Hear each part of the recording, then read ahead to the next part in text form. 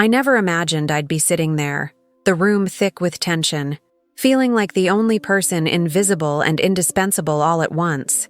It wasn't like I sought the spotlight. I've always been the quiet one, the steady pulse beneath the chaos. My name is Winifred Edwards. I'm 41, a financial analyst with 15 years at a major bank, but that's not what defines me to my family.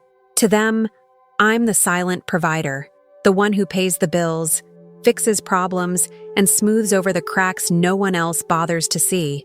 Last week, for instance, I covered a $3,500 car repair for my sister Lisa's family, again, without a word.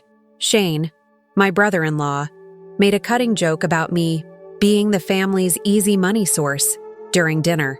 The words landed like ice in my stomach, cold and sharp. I told myself he was just stressed, trying to laugh it off, but deep inside, I felt something crack. What keeps me grounded is my secret. The family home is in my name. I never flaunt it, though. It's my quiet strength, my safety net that no one suspects. The house whispers to me when the nights get too loud with resentment. The only thing that feels truly mine in this tangled mess. Sometimes, in the rare moments I'm alone, I wonder if they see me for who I am or just what I provide. I'm the one who holds everything together, yet I'm treated like a bank account with feelings pasted on. Thought scares me more than any argument. I want to believe they love me, but lately, I've been asking myself if I'm just a means to an end. My childhood memories replay like an old film, with Lisa always in the spotlight and me standing just off stage, forgotten. I remember my 12th birthday so vividly. Mom handed Lisa a sparkling diamond necklace, while I got a simple card. Lisa's grin stretched from ear to ear, but I forced a smile so stiff it hurt. She was the golden child, praised for every report card and every accomplishment. Me, I was the quiet helper, expected to be grateful for whatever crumbs I got. I often asked Mom why Lisa received more love and attention, and her answer was always the same. That's just tough love, Winifred. I swallowed the sting, convincing myself that was normal, that love came in different shapes. But that moment, that quiet dismissal, planted a seed of doubt that never really withered. One memory still stings more than others. At Lisa's high school graduation, her achievements were plastered all over social media, friends and family showering her with praise. I stood beside her, a shadow, invisible in the flood of adoration. Dad never said a word to lift me up or acknowledge my own struggles. I remember feeling like I didn't belong in my own family's celebration. Over the years, I tried to rationalize it all as family quirks, cut from the same cloth. I told myself love could bridge any gap, but the favoritism was a wound, deep and raw, that never healed. It shaped how I moved through the world, learning to be strong quietly, even if it cost me my own voice. In the last 6 years, I've been the unseen backbone of our family home, quietly paying the $350,000 mortgage and every major bill that comes with keeping the place running. I've watched Lisa and Shane breeze through life, taking help without a word of thanks. Twice, I canceled vacations, swallowing my disappointment to cover Lisa's unexpected expenses. $7,500 for her car last summer, $2,800 for a roof repair the year before. Daniel, my husband, sometimes gently asks if I'm being taken for granted, and I smile, telling him I'm just doing what family does. But inside, I wonder if my sacrifices are seen as love or just obligations to be exploited. The sting of Shane's occasional sneers about my purse strings cuts deeper than he could guess. Daniel is my anchor, the one who quietly supports me when I keep the peace, even at my own expense. I've never told anyone that the house is legally mine. It's my secret power, my reserve, tucked away like a hidden weapon in a family war I never signed up for. I don't know when or if I'll ever use it, but knowing it's there gives me a strange comfort. It's the one thing I hold on to when the weight of unspoken resentments threatens to crush me. Sometimes I think the house is the only part of this family that truly belongs to me, the only thing that reminds me I'm not invisible after all. But the question gnaws at me. How long can I keep pretending, keep giving, before the cracks show? Last Thanksgiving, the veil slipped just enough to reveal the ugliness beneath. We were gathered around the table, plates half full, when Shane raised his glass with that trademark sneer. "Here's to Winifred, the family ATM. Too bad she's never the favorite." The room fell silent, like a punch to the gut. Lisa smirked. Mom shifted uncomfortably, and I felt my cheeks burn, my throat tightening with the sting of humiliation. I forced a laugh, telling myself it was a bad joke, that Shane was just stressed from work. But the words echoed in my ears long after the clinking of glasses. I excused myself quietly, hands trembling as I left the room for a moment, the heat of embarrassment and anger swirling like a storm inside. For the first time, I refused to serve Shane a drink, a small act of defiance almost invisible, but it felt like a crack in the walls I'd built around myself. Still, I clung to hope, fragile and desperate, that this family could mend the rift, that love might still hold us together despite the sharp edges. But as I stood alone, the weight of the night pressed down, and I wasn't sure how much longer I could keep carrying the burden in silence. After I dared to push back against Shane's snide remarks, I thought maybe things might shift, but I was wrong.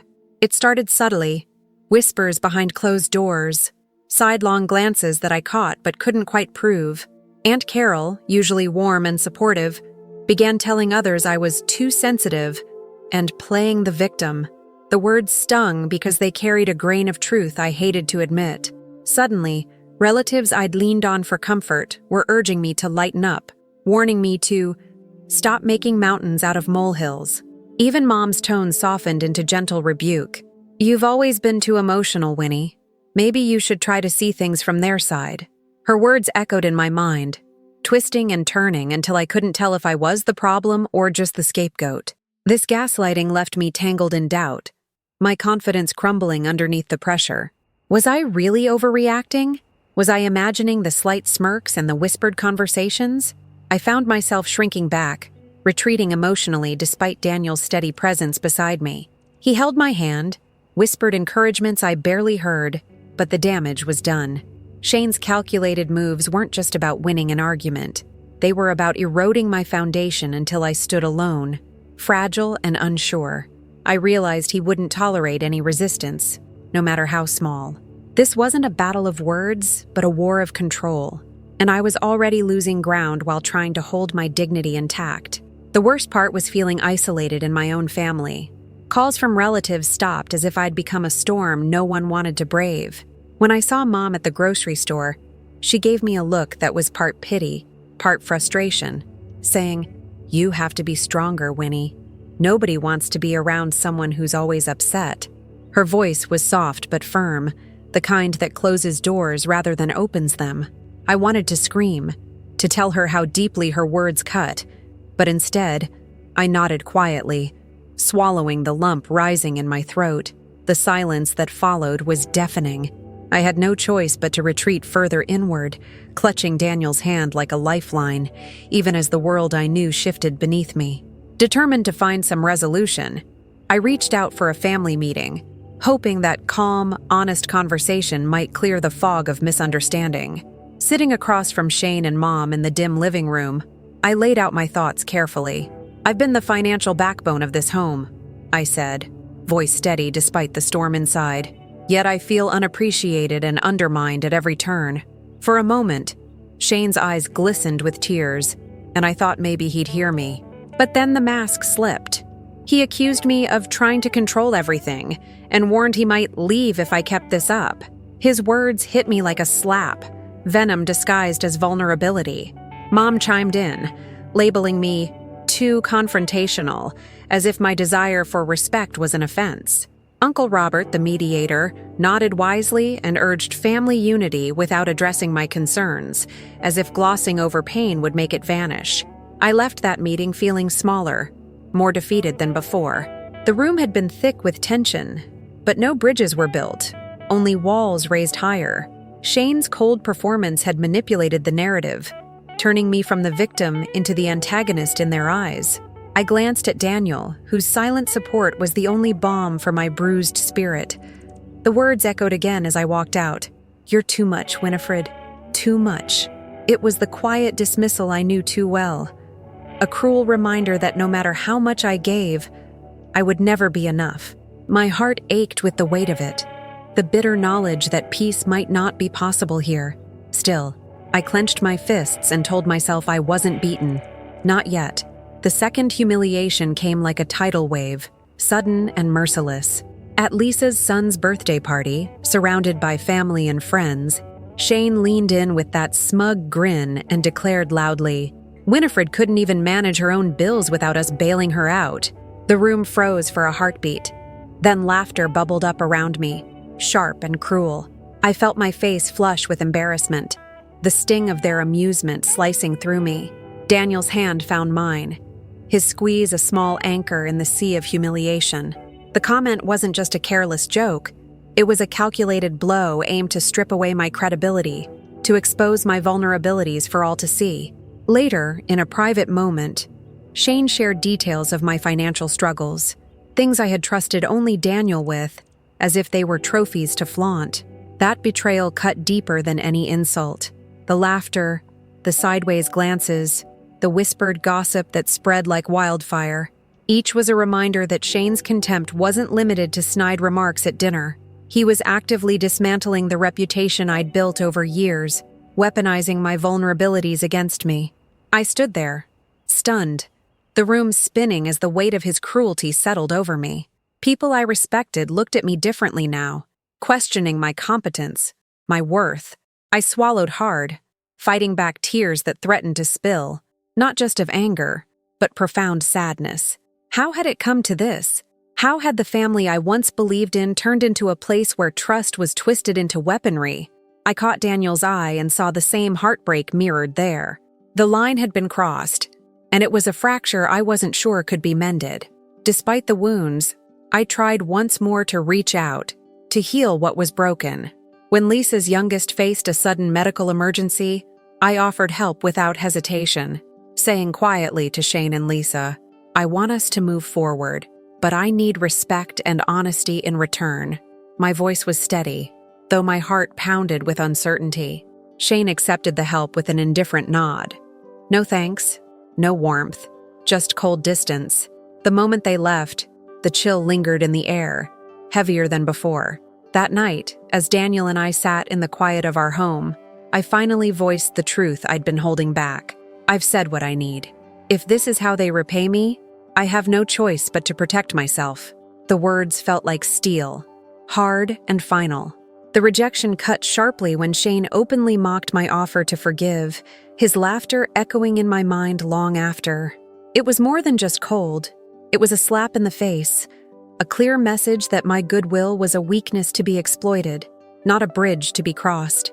I felt the weight of exhaustion wash over me, the realization sinking in that I had exhausted every genuine effort to heal this divide.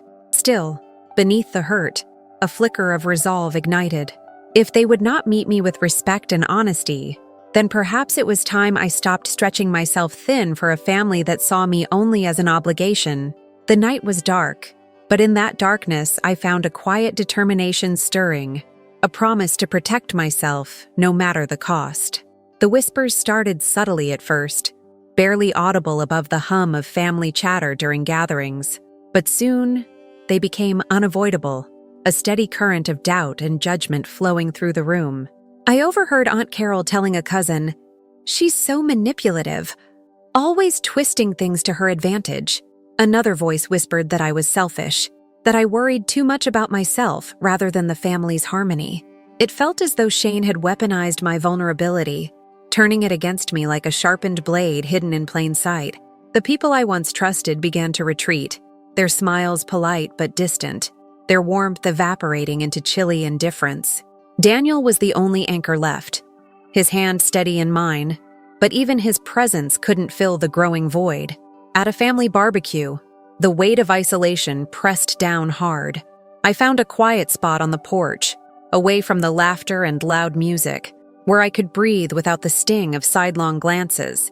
Through the window, I caught snippets of conversation. Words like unstable and too emotional floated just out of reach but close enough to wound. My chest tightened, and I sank into the wooden bench, the rough grain scraping against my palms as if trying to remind me I was still real, still here. For the first time, a gnawing question crept into my mind. What if they were right? What if I was the problem? The thought was poison, seeping into my confidence, eroding the foundation of who I believed myself to be. I closed my eyes, trying to silence the storm inside, but the self-doubt was relentless. My mind replayed every interaction, every sarcastic comment Shane tossed my way, every cold look from relatives now avoiding me. I hated feeling diminished, so small in a room full of people who once felt like home. Yet beneath the exhaustion, a fragile ember of resolve flickered. If they saw me as the enemy, then something had to change. I wasn't sure what or how, but I knew I couldn't let this destruction continue. The house, the mortgage, the years of sacrifice, they all mattered, but not if I lost myself in the process. That night, under the vast emptiness of a starlit sky, I made a silent vow. I would find a way out of this darkness, or I would become it. The days that followed only deepened the isolation. Calls from relatives that once brought comfort became rare or stopped altogether. Invitations to family events vanished without explanation.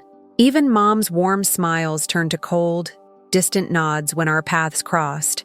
Shane's campaign against me was insidious, weaving narratives that painted me as difficult, unreliable, and emotionally unstable. I was no longer the sister, the aunt, the wife, just a cautionary tale whispered behind closed doors. At the grocery store, a casual greeting from a neighbor felt like a distant echo, reminding me of the community I was losing. I wanted to scream, to shout that I wasn't the villain, that my heart had only ever been open to them, but the silence swallowed my voice, and I retreated further into the hollow shell they'd carved. One evening, Daniel's quiet words broke through my fog. "You're not alone, Winnie. I see you. Don't let them erase you."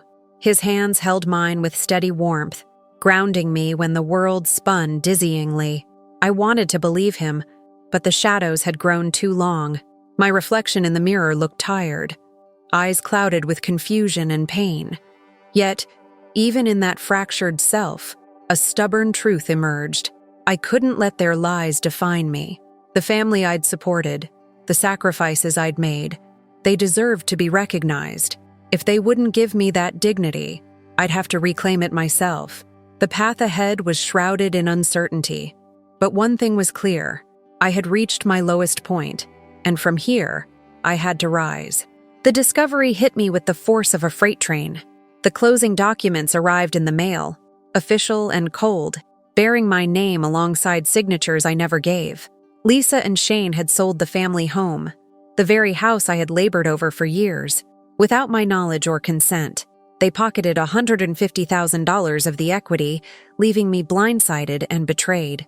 As I sat at the kitchen table with the papers spread before me, my hands trembled, the air thick with disbelief. Daniel stood beside me, his face ashen, sharing the weight of the devastation. I felt a hollow emptiness settle deep in my chest, a numb void where hope once lived. The hopeful Winifred, the one who believed in family and compromise, died in that moment. I stared at the forged signatures, the cold print of their names mocking me. How could they do this? The house was in my name, a secret I'd guarded like a lifeline, yet they had stolen it from under me with ease. The realization was staggering. All the unpaid mortgages, the renovations, the sacrifices, erased by greed masquerading as kinship. The veil lifted, and the truth was unbearable. The family I'd supported so quietly didn't value me. They never had. Shane's smile, Lisa's indifference, they were masks hiding a calculated betrayal. The betrayal wasn't just financial, it was personal, a profound violation that shattered my trust. I felt the walls close in, the room spinning, but somewhere beyond the shock, a new clarity emerged. This was no accident or misunderstanding. It was war. Daniel's voice broke through the silence, steady and resolute. "We can fight this, Winnie. We have the law on our side." But I wasn't sure I wanted to fight for the family anymore. The pain was too raw, the betrayal too deep. The woman I had been, the one who'd given everything without question, was gone. In her place stood someone colder, sharper, a strategist awakened by treachery. I felt a steely resolve harden inside me, a readiness to take control of the narrative for the first time. The illusion of safety was shattered. But with it came a strange liberation. I would protect myself now. No longer the invisible provider, but a force to be reckoned with.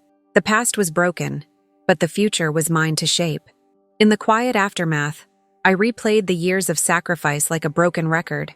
The unpaid bills I covered, the renovations I funded, the vacations canceled so others could have what they wanted, all vanished in the blink of an eye.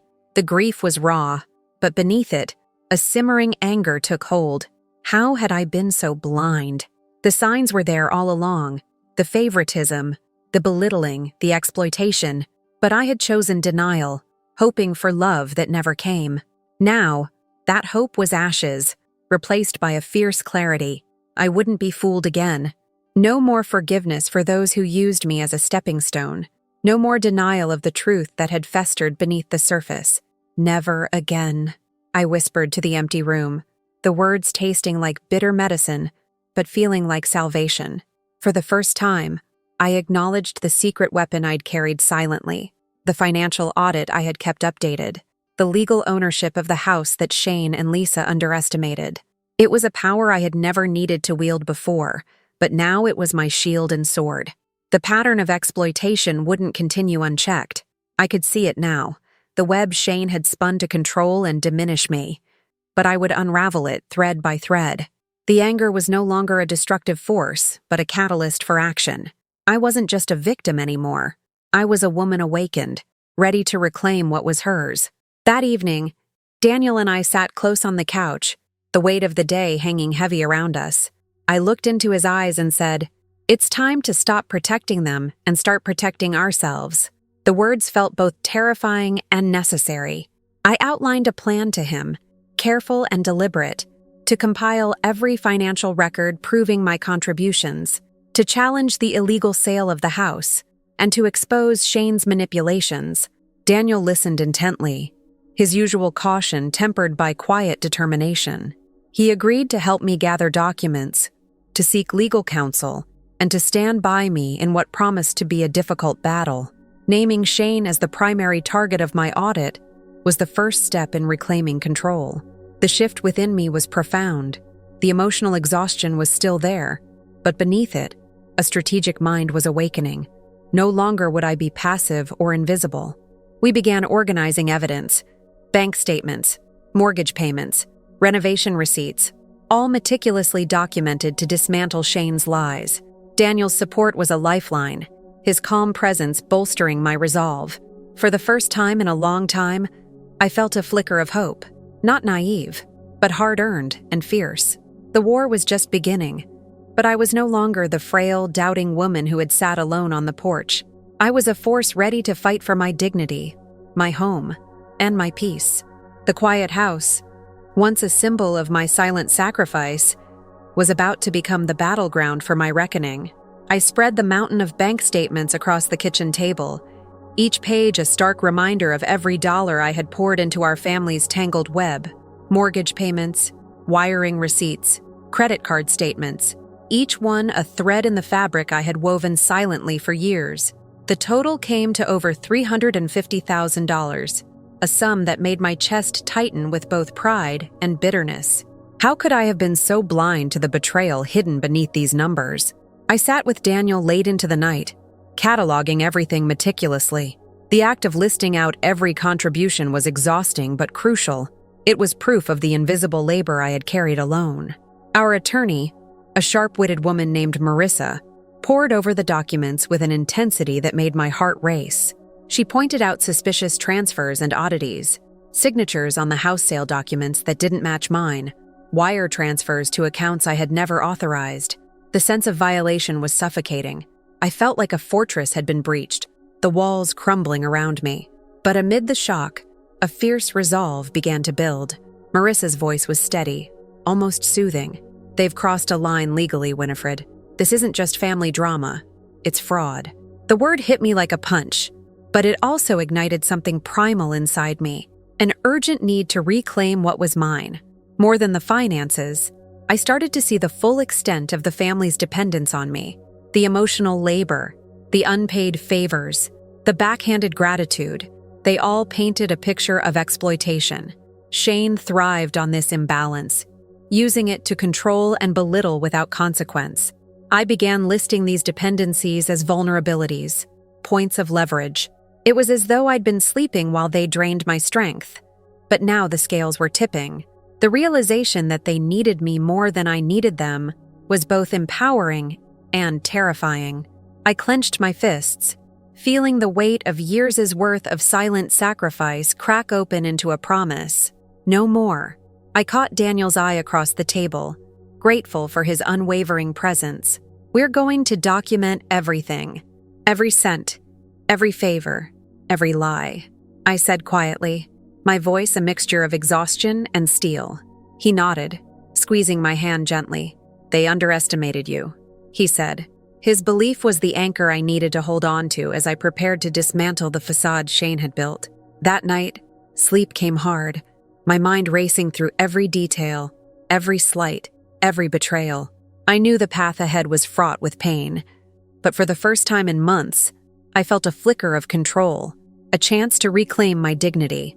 Quietly, I set to work securing myself. Passwords on all my accounts changed, legal papers organized and updated, and I formally granted Daniel power of attorney for financial matters. It was a small act of defiance, something tangible I could do while the family carried on obliviously. At gatherings, I wore my calm mask, a practiced smile, gentle nods, polite conversation, while beneath the surface, an undercurrent of tension hummed like electricity. No one suspected that behind my composed exterior, I was preparing to strike. The contrast between their oblivious laughter and my simmering resolve made my skin crawl. I rehearsed my case repeatedly in my head, over coffee in the quiet mornings and late into the night. How to present the evidence, what to say to Shane to make it undeniable. Every detail had to be airtight. The calm before the storm was surreal. It felt as if time had slowed, holding its breath. I caught glimpses of Shane's smug grin at family events, his careless comments about money and responsibility, but I let them slide, fueling my resolve rather than breaking it.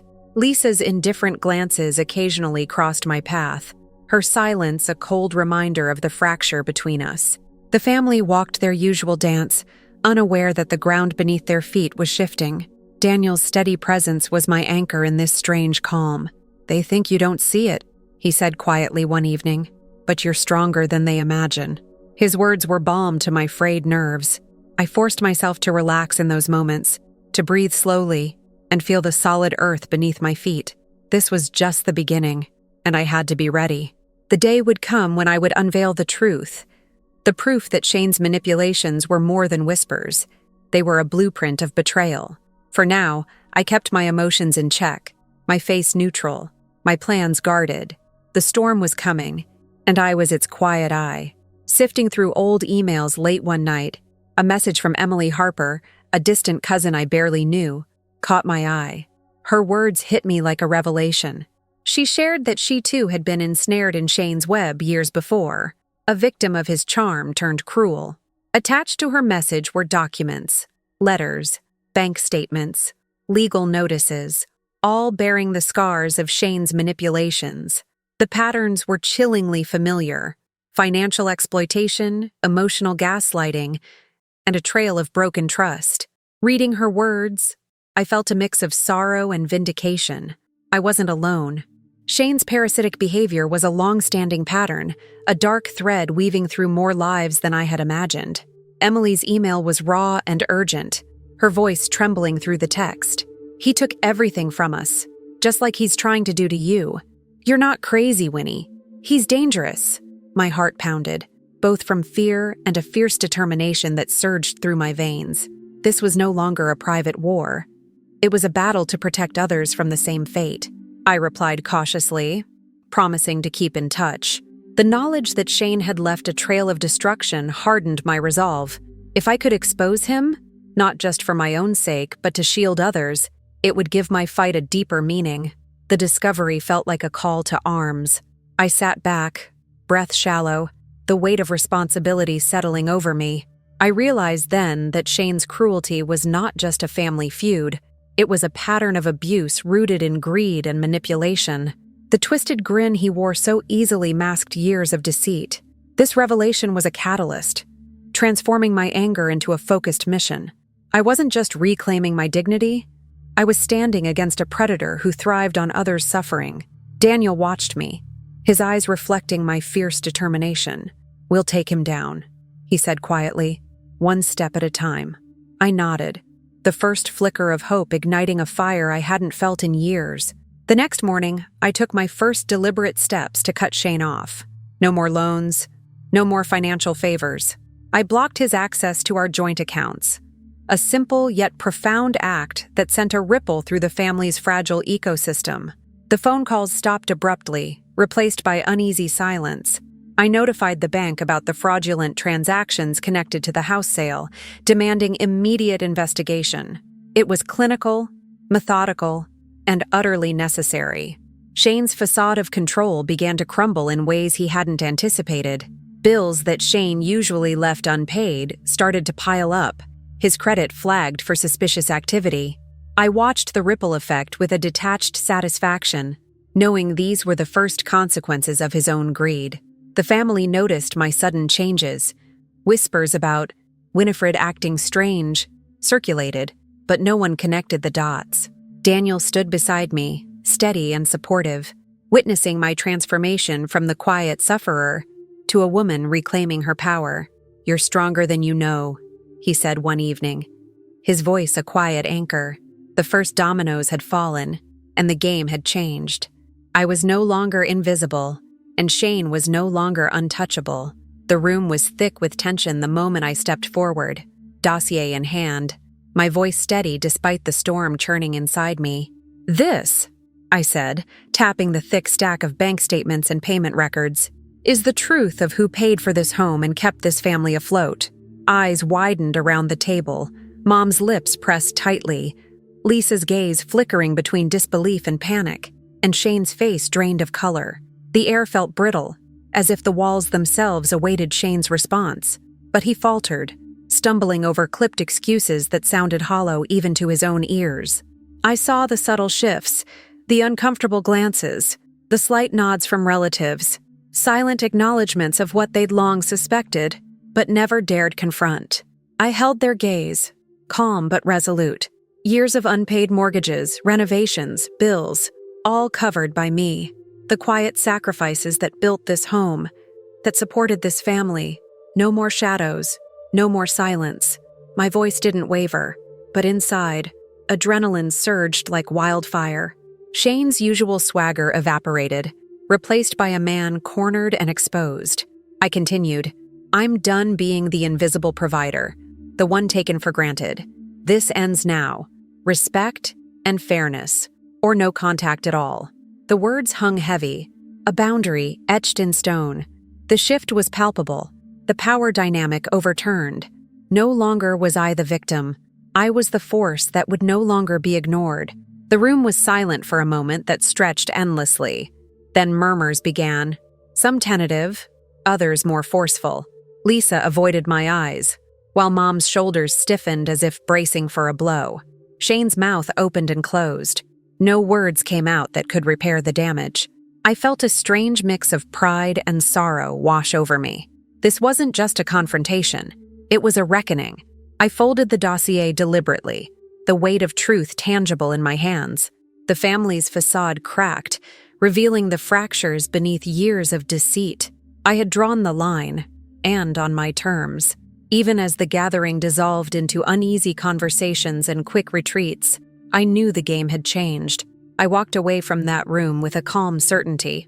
No longer would I be a shadow, fading beneath their greed and neglect. I had stepped into the light, and that light would burn away the lies Shane had built his empire on. The champagne moment wasn't about celebration. It was about survival, about reclaiming my worth in a family that had long denied it. The cost was high, but so was the victory. And this was only the beginning. The fallout was immediate and relentless. Shane's carefully constructed world began to unravel before my eyes. Creditors called with increasing urgency, their voices harsh and unforgiving. The comfortable distance family members once maintained grew wider. Text messages went unanswered. Invitations stopped coming. I watched as Shane's attempts to spin the narrative crumbled like dry leaves in a storm. Then the messages started. Pleading, apologetic, desperate. "Winifred, please. Let's talk. I'm sorry." His words, once laced with charm, now felt hollow, stripped of any power over me. I remained steadfast, my silence a barrier firm and unyielding. In the quiet aftermath, whispers began to ripple through the family. Some relatives, long uncomfortable with Shane's dominance, reached out to me privately. They asked questions, tentatively at first, then with growing conviction. The foundation of lies beneath Shane's facade was exposed to those closest to us, shaking their loyalty and forcing reflection. The family structure trembled under the weight of truth, cracks spreading through old alliances and carefully maintained facades. I felt no triumph in their confusion, only a solemn resolve to guard myself and Daniel as we navigated the shifting landscape. Daniel's steady presence was my anchor in those stormy weeks. "We're not alone," he reminded me. His quiet confidence helped me focus on healing rather than bitterness. The house felt different now, less a battleground, more a sanctuary, a place where I could begin to rebuild what Shane had tried to destroy. I set boundaries with unwavering clarity, protecting the fragile space Daniel and I were carving out. The echo of betrayal still lingered, but it no longer defined me. I was learning to live beyond the damage, to find strength in the quiet aftermath of chaos. Every day was a test of patience and endurance. Shane's world was collapsing, but mine was opening to new possibilities. I moved through the fallout with cautious hope, never forgetting the pain, but refusing to be consumed by it. The family's whispers were a reminder of the cost, but also of the power in truth. I had begun to reclaim not just my home, but my dignity, and that was a beginning no one could take away. Shane's desperation only deepened, taking darker, more reckless turns. Public accusations flew, venomous and baseless, aimed at discrediting me as vindictive or unstable. Emotional blackmail followed, pleas masked as threats, warnings cloaked in false concern. He even threatened legal action, trying to intimidate me into silence. But I was prepared. Each claim he hurled was met with documented facts, clear evidence, and the quiet strength of legal counsel. The veneer of control he clung to cracked under scrutiny, leaving him exposed in a way he had never anticipated. Some relatives, initially swayed by his lies, began to see through the fog of manipulation. They came forward with apologies, their voices tinged with regret for having doubted me. I accepted these gestures cautiously, aware that trust once fractured could not be rebuilt overnight. Yet the sincerity in their eyes offered a glimmer of healing. Meanwhile, Shane's circle shrank, his isolation growing as his power dissolved. No longer the charismatic puppeteer, he became a man grasping at fading threads, increasingly alone in his hubris. Through it all, my resolve never faltered. I refused to be baited or broken. Every attack only steeled my determination to protect what was mine and to stand firm in the clarity of truth. The battle took its toll, but I carried it with dignity and purpose. I was no longer the silent victim, but a woman fortified by justice and unyielding in her boundaries. Shane's empire of manipulation was crumbling, and I was the quiet force bringing it down, piece by piece. The isolation that enveloped him was a stark contrast to the support and strength growing around me. I could feel the weight of years lift, replaced by a cautious optimism that life, though scarred, could still be whole. The fight was far from easy, but I was no longer fighting alone. The truth had found its voice, and with it, I found mine. 6 months later, peace has settled over my life like a soft, steady rain. Daniel and I live in a space free from manipulation and control, our bond stronger for the trials we endured. The house, secure in my name, stands not just as a shelter, but as a monument to my strength and autonomy. I've set clear boundaries, limited contact with Lisa and Mom, and none with Shane. These choices aren't about punishment, but about protecting the fragile harmony I've fought hard to build. The weight of expectation and exploitation that once pressed down on me has lifted, replaced by a quiet freedom that feels almost unfamiliar, deeply welcome. Some days still catch me unguarded, the sudden ache of what was lost, the sting of broken family ties. But those moments pass more quickly now. I no longer seek approval from those who took me for granted. Instead, I focus on the life Daniel and I are shaping together, one defined by mutual respect, honesty, and hope. Our mornings are calm, our conversations open, and our plans for the future infused with a sense of possibility that once seemed out of reach. Reflecting on this journey, I don't feel victorious in the way stories often portray revenge. There's no triumph in destruction, only in reclamation. I'm empowered not by vengeance, but by the simple, profound act of reclaiming my worth. The scars remain, but they trace a map of survival and growth. The future is mine to shape, on my own terms, unbound by past shadows, illuminated by the hard-won light of truth and self-respect. In that quiet strength, I find peace.